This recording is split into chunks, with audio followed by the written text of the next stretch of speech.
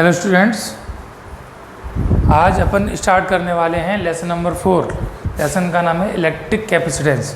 तो जो आपकी यूनिट है, पहली यूनिट इलेक्ट्रोस्टैटिक्स, उस इलेक्ट्रोस्टैटिक्स का ये 4th लेसन है। पूरा मिलाकर आपकी एक यूनिट बनती है जो बोर्ड में 7 मार्क्स उसका वेटेज रहता है।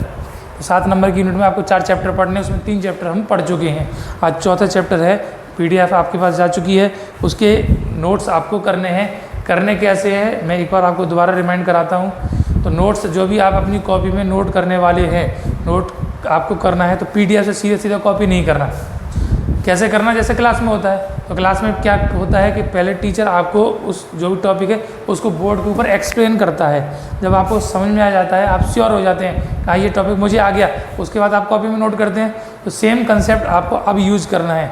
तो क्या कंसेप्ट है, तो पहले वीडियो देखना, ध्यान से देखना, बार बार देखना, रिमाइंड कर करके देखना, फॉरवर्ड करके देखना, रिवर्स कर करके देखना, उसको 2-3 बार 4 बार, जब तक आपको समझ में नहीं आता उसको देखना।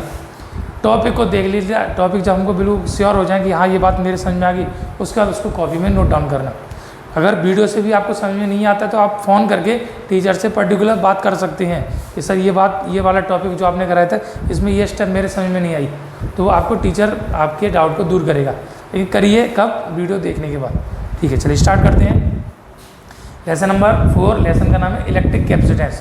तो पहला जो टॉपिक अपन पढ़ने वाले हैं वो पढ़ने वाले हैं कैपेसिटेंस के बारे में। तो व्हाट इज़ द कैपेसिटेंस, मैं जनरल टर्म पूछ रहा हूँ। कैपेसिटेंस, इलेक्ट्रिक तो बात की बात है, केवल अभी कैपेसिटेंस के बारे में बात कर रहे हैं। तो कैपेसिटेंस होता क्या है, सोचिए। अंग्रेजी में कैपेसिटेंस बोलते हैं और हिंदी में उसको बोलते हैं धारिता। 11th में आप पढ़कर आए हो हीट कैपेसिटेंस, ऊष्मीय धारिता। तो धारिता होती क्या है, कैपेसिटेंस होती क्या है। तो कैपेसिटेंस एक जनरल सा टर्म है, तो जो यूज होता है किस चीज़ के लिए, तो इसका यूज होता है स्टोरेज कैपेसिटी को रिप्रेजेंट करने के लिए। तो जनरली हम कहाँ पर देखते हैं, तो जनरली देखते हैं जो हमारे घरों में पानी के टैंक लगे होते हैं, उस पर लिखा होता है धारिता 500 लीटर, 1000 लीटर। तो वो क्या चीज़ है, उसके अंदर जो लिक्विड हम भरते हैं उस लिक्विड की कैपेसिटेंस है, कितने लीटर लिक्विड हम इसके अंदर स्टोर कर सकते हैं। चाहे वो पानी है, चाहे दूध है, चाहे वो डीजल पेट्रोल, कुछ भी हो सकते हैं। जो भी टैंकर होते हैं हर एक के ऊपर कैपेसिटेंस लिखी होती है। तो storage capacity is said to be capacitance. अब हम यहाँ पर बात कर रहे हैं इलेक्ट्रिक कैपेसिटेंस की। इलेक्ट्रिक कैपेसिटेंस, तो इलेक्ट्रिक कैपेसिटेंस क्या है, तो इलेक्ट्रिक कैपेसिटेंस में होगा यहाँ पर भी स्टोरेज करना है। किसको करना है, इलेक्ट्रिक को। तो इलेक्ट्रिक कैसे स्टोर की जाती है बताइए, इलेक्ट्रिक कैसे स्टोर की जाती है।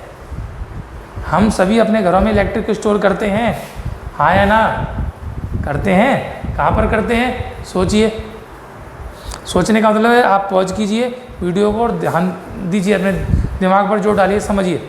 तो कहाँ पर स्टोर करते हैं, तो कहाँ स्टोर करते हैं हम, किसी न किसी बैटरी के अंदर। तो हमारे घरों में इन्वर्टर की बैटरियाँ लगी हैं, उनके अंदर हम इलेक्ट्रिसिटी को स्टोर करते हैं।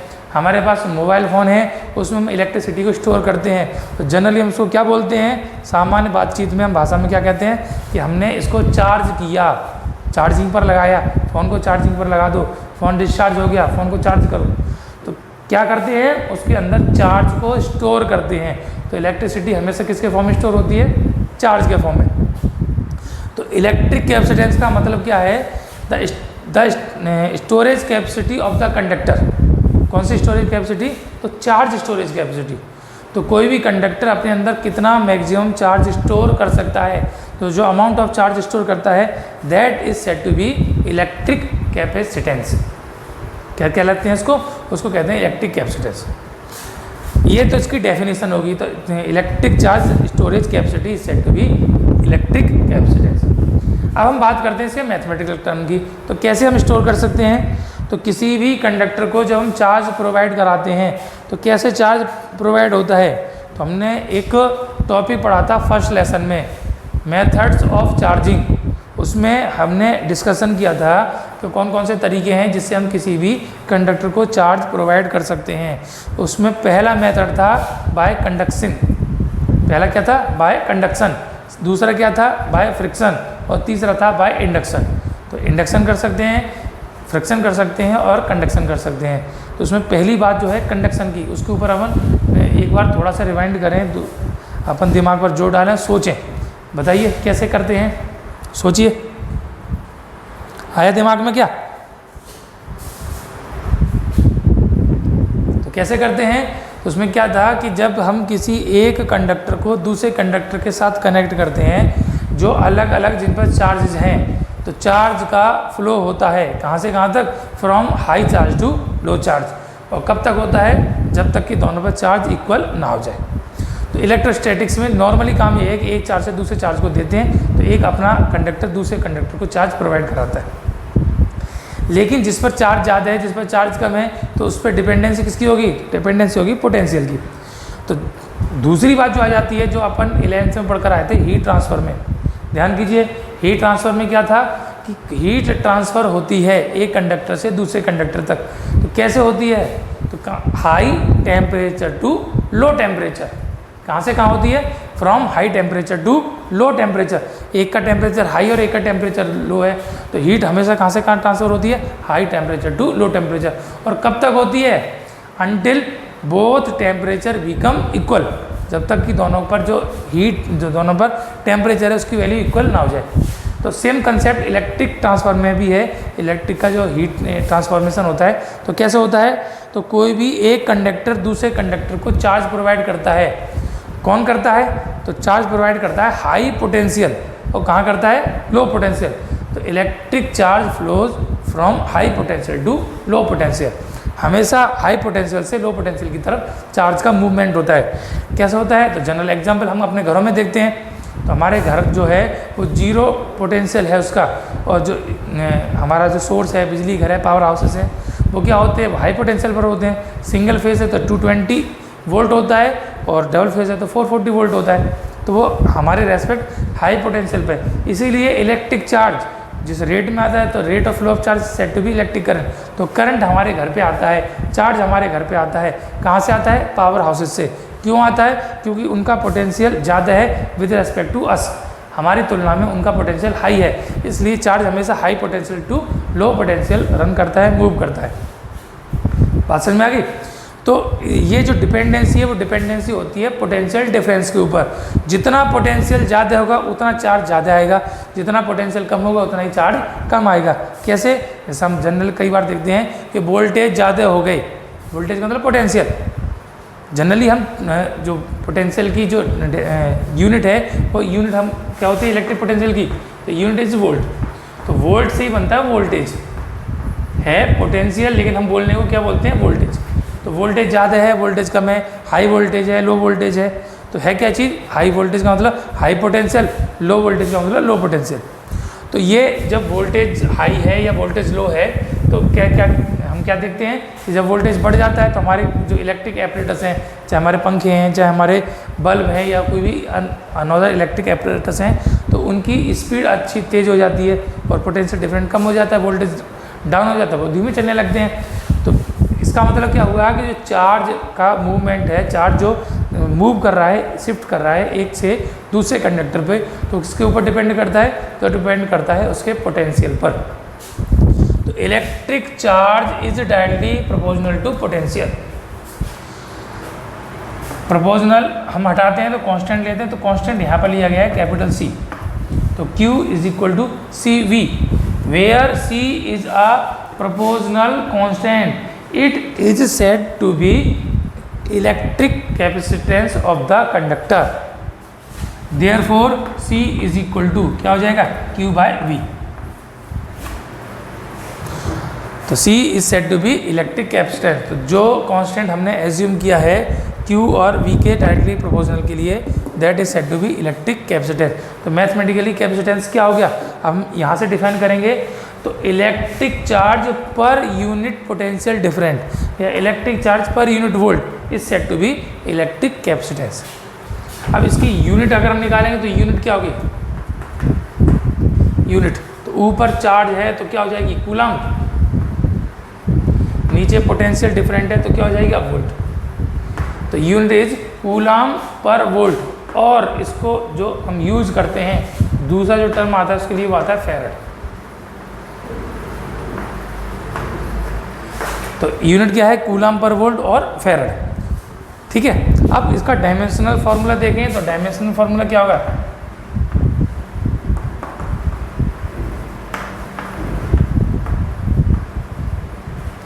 डायमेंशनल फार्मूला क्या होगा, ध्यान दीजिए। तो क्या है, C equal to Q by we.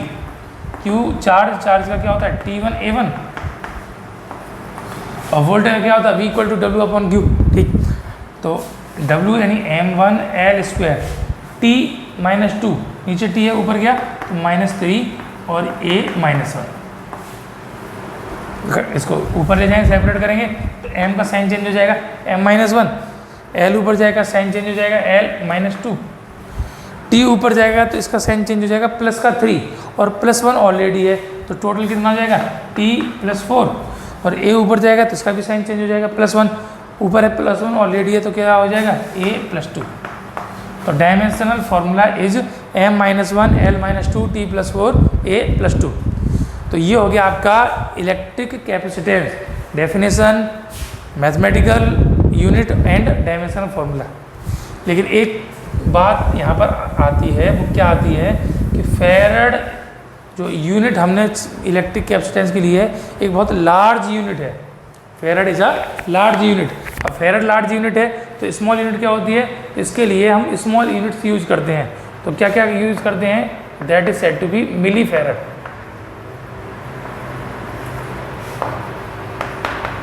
Micro farad, nano farad और पिको फेरड।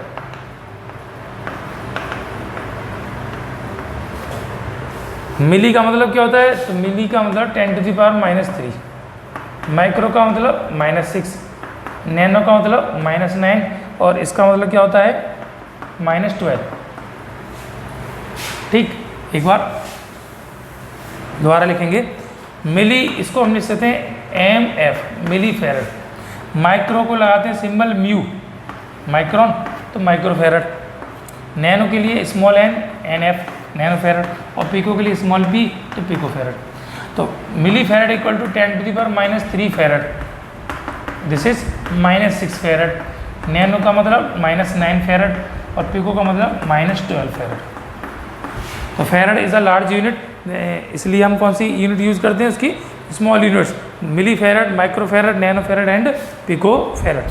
ठीक है, चलिए ये हो गया आपका इलेक्ट्रिक कैपेसिटेंस। अब इलेक्ट्रिक कैपेसिटेंस के बाद हम इसका एक टॉपिक करते हैं। तो टॉपिक क्या है,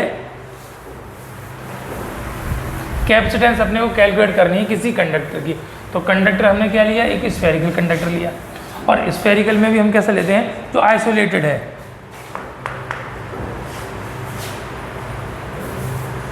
क्या हो जाएगा, capacitance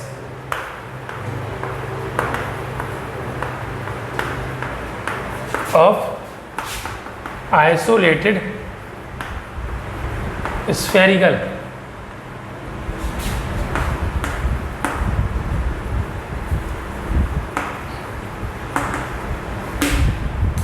capacitance of isolated spherical conductor.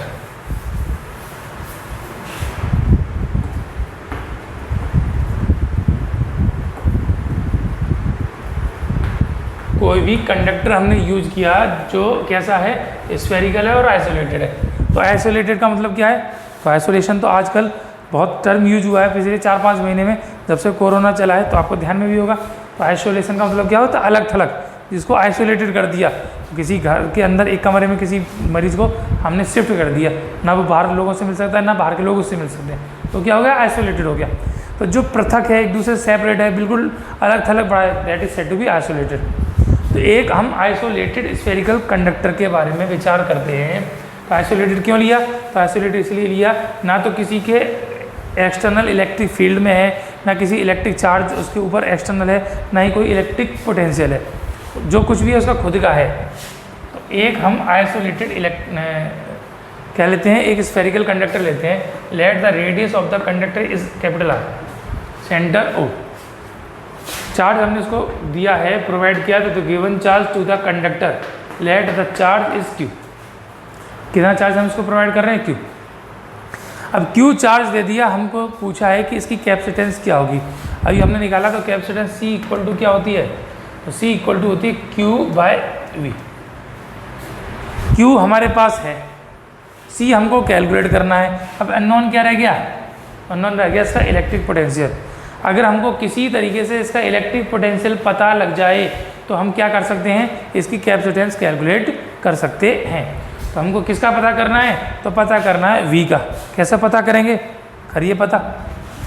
अभी CID वाला दया मत बन जाना, दया पता करो, आपको खुद पता करना है। तो कैसे पता करना है? तो लास्ट चैप्टर में आप पढ़कर आए हैं। तो क्या पढ़कर आए हैं? इलेक्ट्रिक पोटेंशियल पढ़कर आए हैं, अलग अलग उसके लिए निकाला था। तो उसमें हमने एक इलेक्ट्रिक पोटेंशियल निकाला था, electric potential for the spherical conductor. 3 case निकाले थे, उसके एक्सटर्नल पॉइंट पर, उसके सरफेस पर, उसके इंटरनल पॉइंट पर। तो सरफेस पर और इंटरनल पॉइंट पर इक्वल आया था, किसके लिए? कंडक्टर के लिए। और जो नॉन कंडक्टिंग स्फेयर थे उसमें अंदर अलग आया था, बाहर अलग आया था। हम यहाँ पर बात कर रहे हैं कंडक्टर की। तो कंडक्टर के लिए जो पोटेंशियल होगा सरफेस पर इंटरनल पॉइंट पर इक्वल होता है। तो we know that electric potential due to the spherical conductor, तो V is equal to KQ/R, where R is the radius. Surface पर भी R है और अंदर भी क्या होता है? कांस्टेंट हो जाता है, तो वही का वही रहता है। तो किसी भी कंडक्टर के लिए इलेक्ट्रिक पोटेंशियल कितना रहेगा? कांस्टेंट रहेगा। ठीक है, तो नाउ निकालना क्या है? C। तो C इक्वल टू Q/V। छोटा सा टॉपिक, 2-3 लाइन का है। तो V की वैल्यू हमने लगा दी KQ/R। अभी ये R 4 टर्म है, ऊपर पहुंच जाएगा तो क्या हो जाएगा? Q into R upon KQ। Q cancel out, तो C is equal to R upon K। Is that clear? तो ये फॉर्मूला हो जाता है capacitance of the isolated spherical conductor. Unit क्या है? फैराड। ठीक है, अब दूसरी बात हम यहाँ पर बात करेंगे, ये जो रिजल्ट आया रेडियस R और कांस्टेंट K के टर्म में आया। कांस्टेंट हम K की वैल्यू जानते हैं, सभी जानते हो आप लोग, पक्का जानते हो ही, कई दिनों से यूज़ करते आ रहे हो। तो क्या वैल्यू होती है K की? बताइए, सोचिए सोचिए क्या वैल्यू होती है? बहुत बढ़िया, K is equal to 9 into 10⁹। ये सोचा आपने? बिल्कुल सही, लेकिन है सही, यहाँ के लिए ये गलत है। अब सोचो गलत क्यों है? पहले तो सही है। तो गलत इसलिए है, मैथमेटिकल वैल्यू हम न्यूमेरिकल के लिए लगाते हैं, जहाँ हम न्यूमेरिकल सॉल्व करते हैं। अब यहाँ पर ये न्यूमेरिकल तो नहीं कर रहे, हम डेरिवेशन कर रहे हैं। तो जो रिजल्ट आएगा वो किसके टर्म में आएगा? तो रिजल्ट आएगा जो इसके कांस्टेंट है उसके टर्म में आएगा। तो we know that K is equal to 1/4πε0। Value put करेंगे, देयरफॉर C इक्वल टू, ऊपर तो कैपिटल R, नीचे 1/4πε0। ये ऊपर पहुंच जाएगा तो रिजल्ट क्या आ जाएगा? C equal to 4πε0 into R। This is the formula of the capacitance of isolated spherical conductor. Unit क्या होगी इसकी? फैराड। तो ये रिजल्ट है और ये भी रिजल्ट आपका सही है। दोनों में से कोई सा भी यूज कर सकते हो, जैसी जहाँ ज़रूरत है, जैसी आपको आवश्यकता है, उस हिसाब से इनमें से कोई फॉर्मूला आप यूज कर सकते हैं। ठीक है, ये जो रिजल्ट आया है, ये रिजल्ट कब आया है? जब हमने ये माना है कि उस कंडक्टर जो हमने आइसोलेटेड है उसके सराउंडिंग कोई मीडियम नहीं है। क्या है? या तो फ्री स्पेस है या एयर है। इसीलिए तो हम K लेते हैं। अगर एयर के स्थान पर, फ्री स्पेस के स्थान पर कोई मीडियम होता तो K की वैल्यू कितनी हो जाती? फॉर मीडियम, तो फॉर मीडियम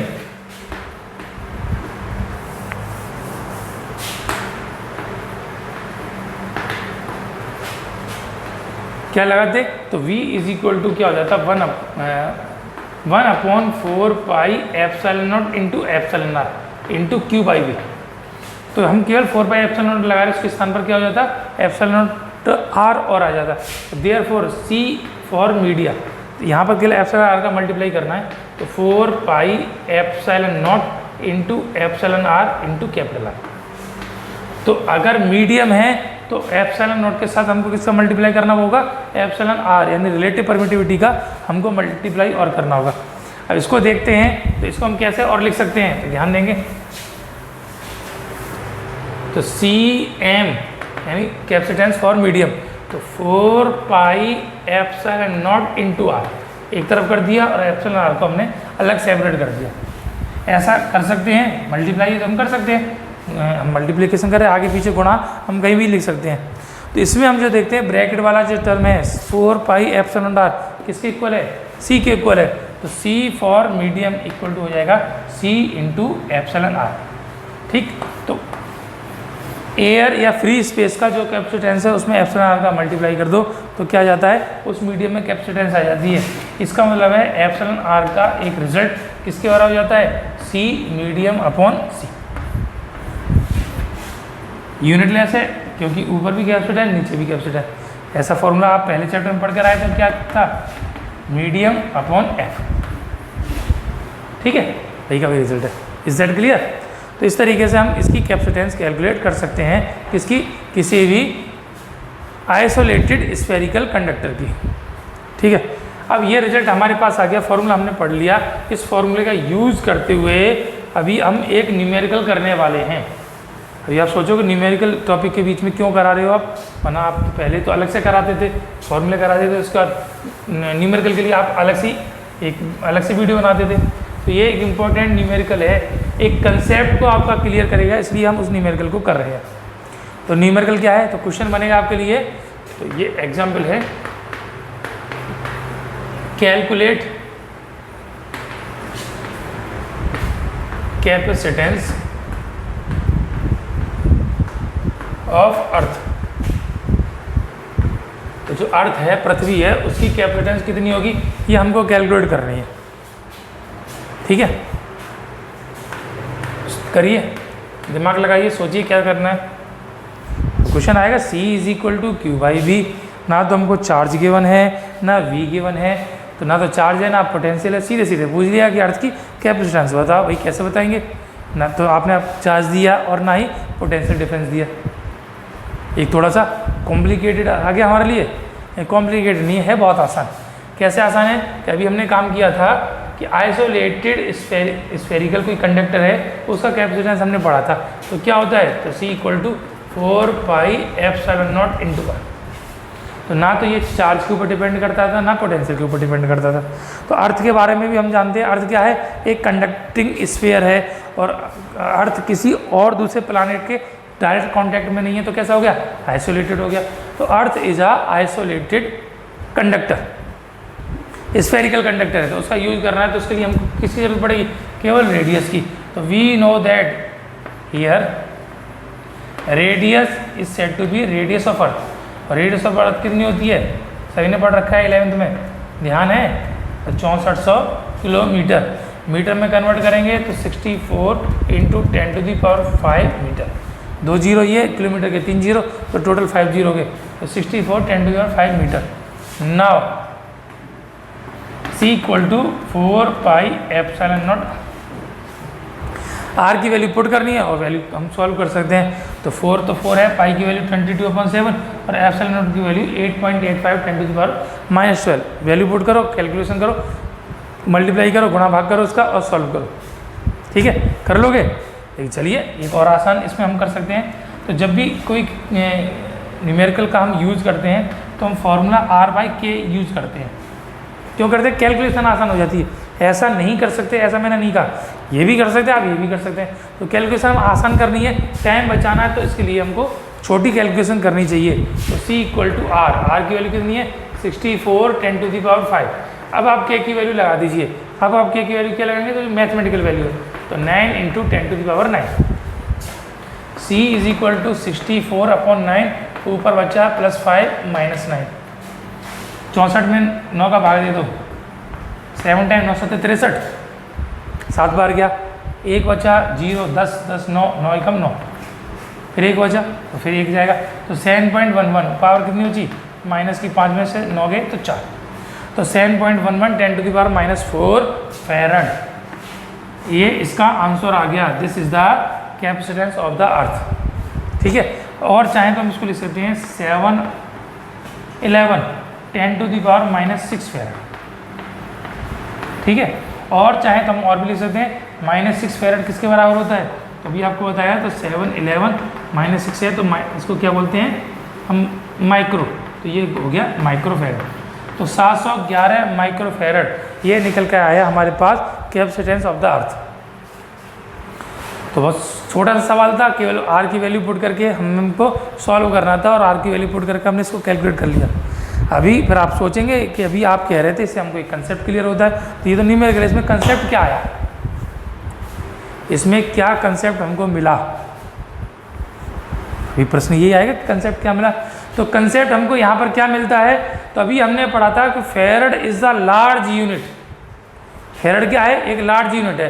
तो ये हमने हवाई बातें थोड़ी करी थी कि फेरड लार्ज यूनिट है, कैसे पता लगा? तो पता हमको ऐसे लगा कि हमने अभी कैपेसिटेंस किसकी निकाली है? अर्थ की। तो earth is a huge conductor, एक बहुत बड़ा कंडक्टर है, उसकी कैपेसिटेंस भी -6 मतलब माइक्रो फेरड में आई। हम इतना बड़ा कंडक्टर ले रहे हैं तब भी हमको उसकी जो कैपेसिटेंस है वो माइक्रो फेरड में मिल रही है। जब अर्थ से बड़ा आप कोई कंडक्टर यूज कर सकते हैं क्या? तो नहीं कर सकते।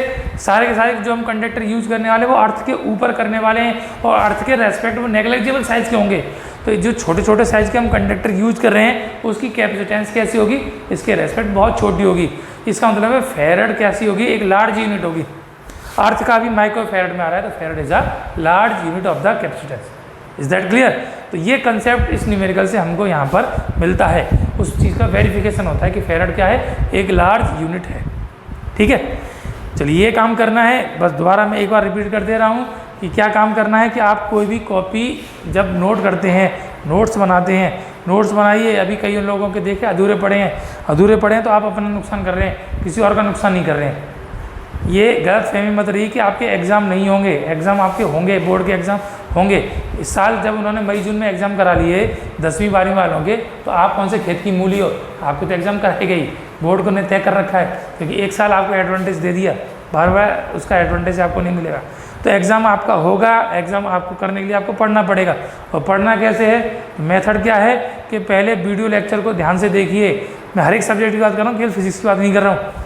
एक बार देखिए, 2 बार देखिए, 4 बार देखिए, 10 बार देखिए, आपके पास है, जितने बार चाहें उतनी बार आप उसको देखिए, समझिए। जब पूरी तरीके से श्योर हो जाएं कि ये टॉपिक मेरी समझ में आ गया, तो उसी टॉपिक को कॉपी के अंदर नोट करना।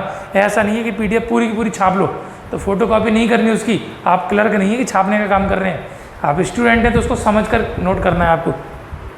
तो पहले वीडियो लेक्चर देखिए, टॉपिक ध्यान से समझिए, आप टॉपिक में श्योर हो जाएं कि ये टॉपिक मुझे समझ में आ गया, उसके बाद कॉपी में नोट कीजिए। क्लियर?